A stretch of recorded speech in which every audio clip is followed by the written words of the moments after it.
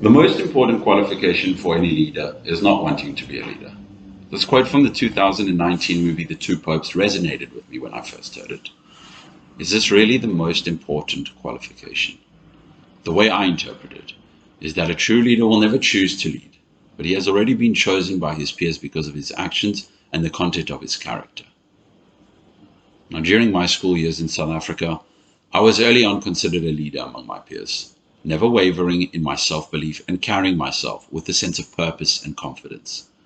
These were skills that I was taught early on in life by my mother.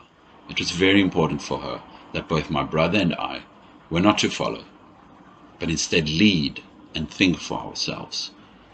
We were the men in our households, and that in the future we would use these lessons and skills so that we would be ready to lead in any aspects of our lives.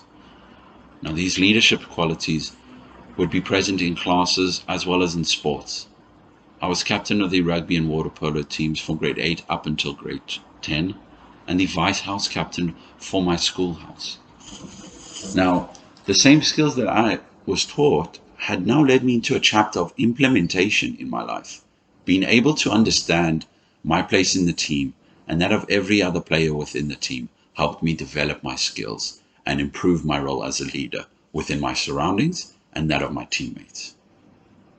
And when I moved to Israel, I did not know the language, and I had to complete the last 3 years of my high school career whilst simultaneously learning this new language. I felt that my leadership skills had still shone through in my new schools. I led by example, proving that hard work and discipline would allow me to graduate with my grade after only just learning the language. I often reflected upon this period and understood that I had an eagerness to continuously learn and improve myself, even when it was extremely difficult, often surprising myself, my peers, and my teachers in the process. I intend on bringing the same eagerness to learn and work ethic to Stony Brook University. Now, in the army, while I was still relatively new to the language, I found myself leading again, only this time it wasn't something as simple as leading a group work in class or even just leading a sport team during a game. I was leading my soldiers as a sergeant of the Special Forces Squadron of the Combat Intelligence Corps on various missions and exercises along the borders of Israel. Integrity, accountability, and communication would be the decisive skills that I learned in the army. It was at this point that I knew that my leadership skills had always been cultivating had finally come to fruition.